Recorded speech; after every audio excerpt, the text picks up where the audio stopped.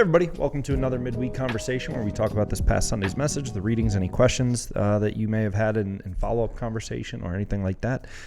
This past Sunday, we're rapidly approaching the end of 1 Timothy, and so we're getting into kind of Paul's final thoughts, and you see one last final comparison between false teachers, but more than just false teachers, bad theology versus good teachers and proper theology, and how that affects our daily life, or the phrase I used a couple times in the sermon, right? Chicken or the egg.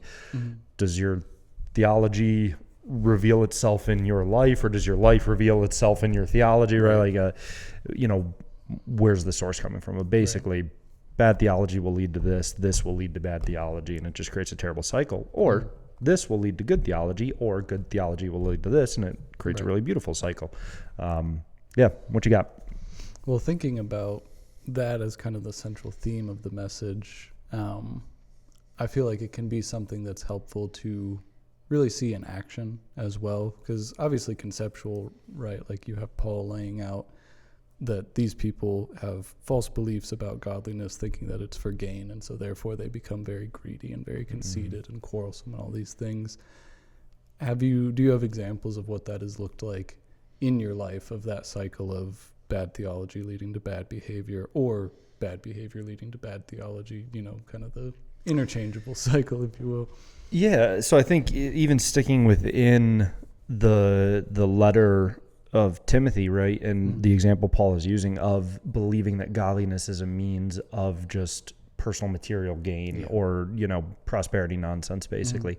I've known friends who grew up in that church structure, that church theology. Their family maybe had that theology, and it was really heartbreaking seeing how rapidly that led to bitterness and resentment and jealousy, which, shocker, the things that Paul talks about it's going to lead to, but seeing it in a very tangible way, because when you believe that, okay, well, as long as I'm a Christian, then I have to get all this tangible blessing and things like that. Yeah.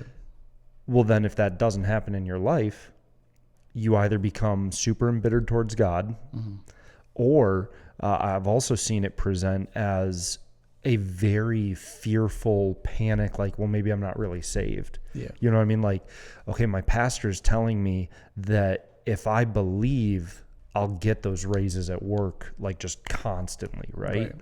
And so I'm not getting those raises at work. Does that mean am I going to hell? Like, and it creates this very panicked existence, or it creates this very bitter, angry, cynical existence. And I've seen people kind of decide that, faith is hogwash, basically, because, all right, well, here's what we're hearing at church on Sunday, and I know my parents are struggling to pay the bills, so clearly God's not actually real, right? And that's just different friends I've had over the years, different coworkers I've had over the years, who just have this very flawed view of it, and you can see it really affects their perspective on life. The entire way they live life. Yep. Yeah, it reminded me, watching the sermon, it reminded me of a story I heard that is my prime example of this reality that bad theology hurts people. Bad theology leads to bad living. Because sometimes we play it off as, bad theology is whatever. It's we turn it into a joke or whatever, and it's not. It hurts people, But it was this woman who was diagnosed with cancer, and she couldn't go to church, so she just lived at home, and she would watch televangelists, and obviously bad start, right? And she was diagnosed with cancer, and she told her kids that she's like, I'm not going to seek any treatments. I'm just going to send this ministry money. And so she sent them money, and they sent a letter back that said, the seed wasn't quite big enough. You need to sow more, and then you'll be cured, and more, and then you'll be cured. And she ended up passing away fully believing that she just needed to give a little bit more and a little bit more. And again, that's like the prime example of my mind of real, tangible, physical consequences of bad theology. At the core, what those people were doing was abusing Scripture. And it led to this woman giving away everything just to die of cancer in the end. And it is when we think about it as less of a joke or a minor disagreement or a minor debate or something, and more of oh, this hurts people. this does damage, right? This, I mean, like your friends you talked about, like this leads to people thinking they're not saved. This leads to people thinking God hates them. Like this leads to greed and conceit and bitterness and quarrels and all these things. It really opens our eyes to the weight of what we're talking about, you know. I had numerous friends, high school, college, and like I said, coworkers after school, where a lot of the work that I was then putting into their lives was trying to undo this flawed perspective, right, where it was like, well, I'm not interested in faith or religion because, you know, we went to church for the first 12 years of my life, 14 years of my life, and we still live in the same crappy house where, you know, nothing works and our cars don't work, and, you know, like we're still struggling to get by. Like, so what's the point of it? And I'm like, dude, I'm okay. Let's revisit this, right? Like, let's go back to ground zero and start fresh. That this is not the point. Yep. It's hard. It's really hard when you see someone you care about affected by the bad theology, or even on the flip side, affected by the bad theology, but in the more negative, cynical, bitter way. You know what I mean? And that was kind of the other thing that Paul lays out is it going to affect your interpersonal relationships? Is it going to affect how you relate to people? Where you're going to be fighting with each other. Fighting with people all the time. I was talking to a friend one time. Well, I mean, I shared the one story of, you know, my coworker who complained about, we don't hire any nurses that are easy to get along with. And it was like, no, we do. We just have one who's not easy to get along with. Common denominator. But I was talking with a friend one time, and just he was so bitter over how many relationships in his life had imploded, and you know, he didn't have anybody to hang out with or anything like that. And I finally just asked him, kind of point blank, I said, well, let me ask you this, man. We got together for lunch, right? I said, hey, how you doing? What's going on? And you immediately launched into everything that's just awful. And then, thank goodness, when I pushed a little bit, like, well, I mean, is that really the worst thing that's happening to you? You're like, no, I mean, in the grand scheme of things, that is a really minor thing, right? Like, think of how many things in this conversation alone, you originally were like, this is horrible. Like, no one has suffered. Like, this is the worst. And then within minutes, after actually pausing and slowing down to think, when I said, well, think about that, you conceded that, no, it's not actually that bad. It really didn't, you know. And so I said, so if your default setting is negativity and whining and complaining, would you want to hang out with somebody who that's all they talk about? And he was like, no, I really wouldn't. I was like, do you see where I'm going with this, right? And that's hard. You don't enjoy saying that. Like, you don't enjoy when you've got that one friend. I've shared stories before about a coworker back in Pennsylvania. The most cynical person I've ever encountered. And it really was just a drain on the room. Like, you know, we'd be taking our lunch break and everybody would be having a good time. And he'd walk in and you just kind of feel everybody be like, oh no. Like, oh no. It's about to be dragged into the muck, right? Which isn't fair to him, because maybe he was going to come. Now, you could argue, well, we're based on like the statistical likelihood based on everything else, but it's still not fair to him. But that's what bad theology does. That's what bad perspective does, is it does poison everything. And so then I'm having to make this conscious effort in my mind as my coworker walks into the room going like, okay, don't automatically assume you're going to dislike talking to him, right? Now, every time that you do, it just carves that groove deeper in my brain that this is going to be a negative. But it all comes back to this bad theology that is just poisoning everything. And some of the ripple effects we don't even realize are happening. And so it just has to be, we're not going to fully preach on it, so I don't mind jumping ahead, but Paul, in the very last thought that he gives to Timothy in the end of chapter 6, is he's like, guard what has been entrusted to you. And it really is that hypervigilance of, am I setting a guard up of, okay, I'm going to protect good theology and I'm going to guard against bad theology. Like, I'm actively making sure this doesn't creep in, because it is so insidious in the damage it does. So poisonous And like you said, with the ripple effects, like we don't even think about, you're not thinking about your pessimism all of a sudden leading to people dreading talking to you. Mm-hmm.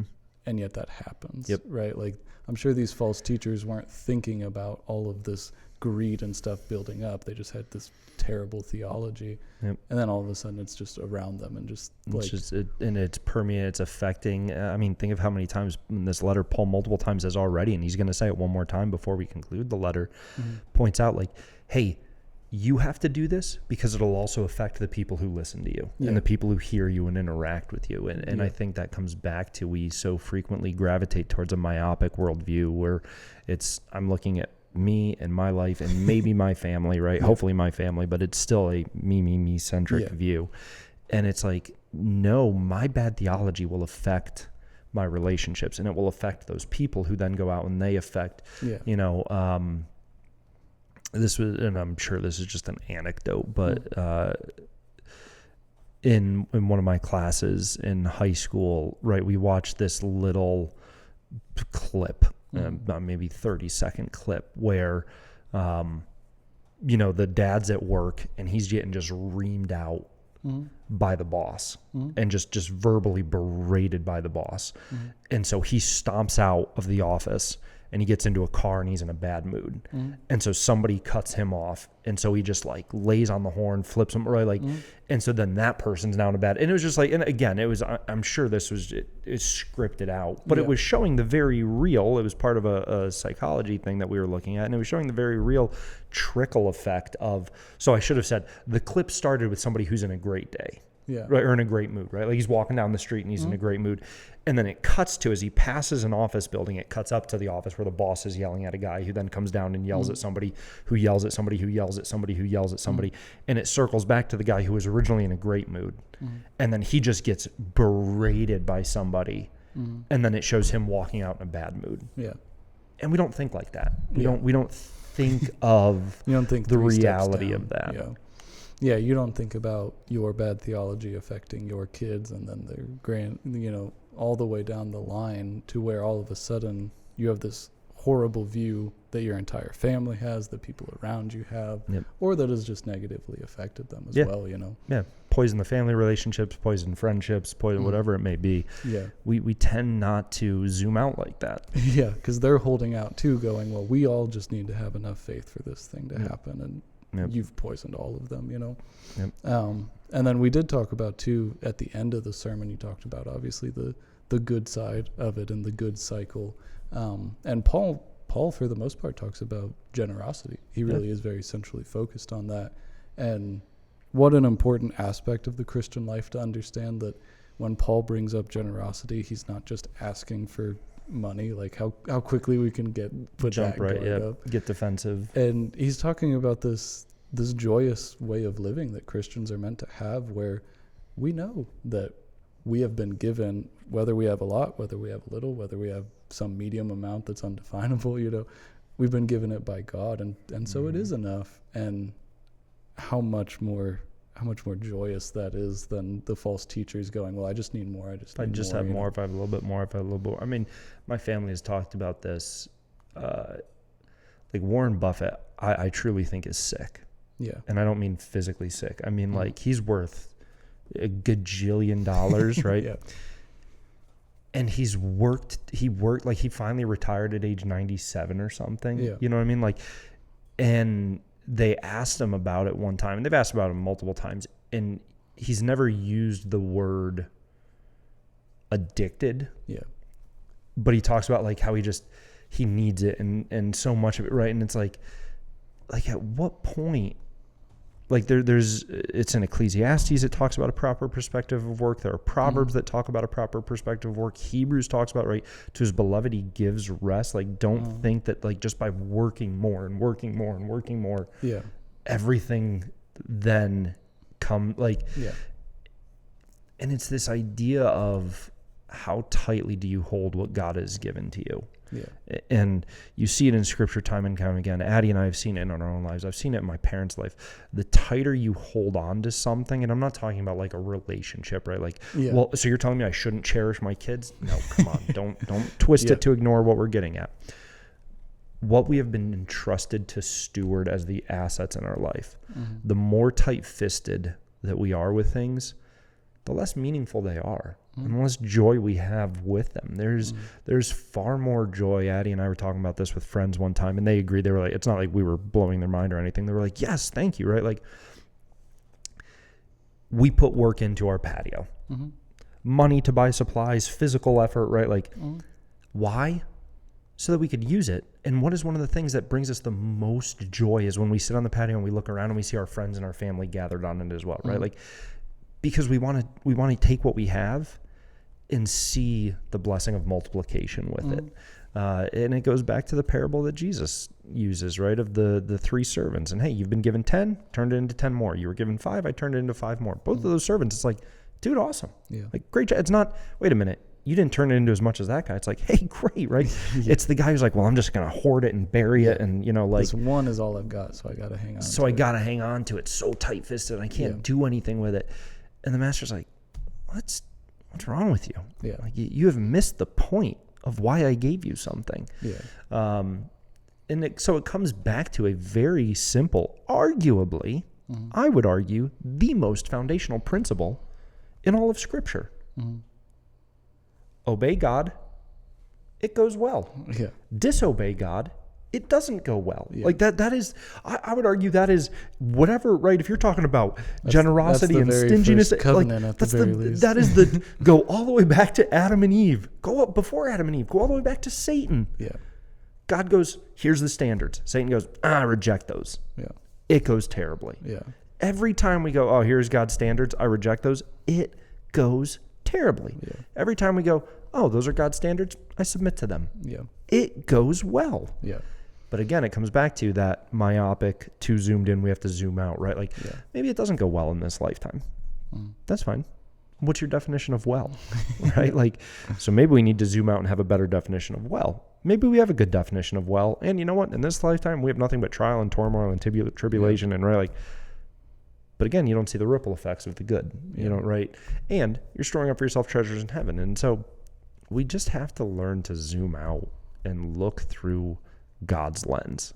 And that's when everything falls into place. Mike Wilson and I were just talking about the missions trip he was on down in the DR, right? And he says, I mean, here are people who we would look at and say, like, they have nothing. Yeah. Right? Like, you've been to the village down there, you know what it's like. And they're even better off than other people in that part of that world, right? Yeah. And so they would look at, like, I remember when I was down there and I was talking to somebody one time and he was like, you know, we had done some home visits with some of the medical students, and I was talking to the one guy, and I mean, he's literally in his house is a concrete box with dirt floors, right? So I'm looking at him going like, this guy has nothing. Yeah. He's talking to me and he's going like, I just feel so bad for these people in countries that like don't have walls, you know what I mean? And I'm like, see, like, he's got this great perspective. So we all have this perspective that we have to learn or focus on. But all of that to say, they're even better off than a lot of other people. But to our standards, they're really struggling, right? And Mike goes, it's so great going on. Like, because I think that was, I don't want to say, but I believe that was his first overseas missions trip, like out of our context, right? And he was like, it was just so mind-blowing to me and so humbling and challenging. And we were talking about this is one of the big great things about missions trips is he goes, here are people who I'm looking at going like, they have nothing. And they are so joyful and so content and so, you know what I mean? Like, we would look at that and be like, that's not good enough to be in my yard shed. Yeah. And they're like, you know, life's pretty good, man. Like, I'm good. Yeah. And it comes back to the bad theology at the start. If we somehow believe, well, I'm owed XYZ. Yeah. These, so if I don't, these possessions, this house, I'm this wealth, owed this, and I don't have this. Yeah. Well, then, whose fault is it? It's got to be somebody's fault. If I'm owed this and I don't have it, it's got to be somebody's fault. I got to blame somebody. Yeah. But if our perspective is, whatever I have is a gift and more than I deserve, then of course we're going to be happy with it. Yeah. And then of course we're going to be generous with it as well. Absolutely, because it's not mine. I've been told this. You're letting me use this, and you told me this is how I have to use this. Sure, great. When we were moving a couple years ago, you know, Scott Strong, so kind, lent us his truck for the week. Yeah. And he was like, hey, I'm lending you my, like, here's the thing.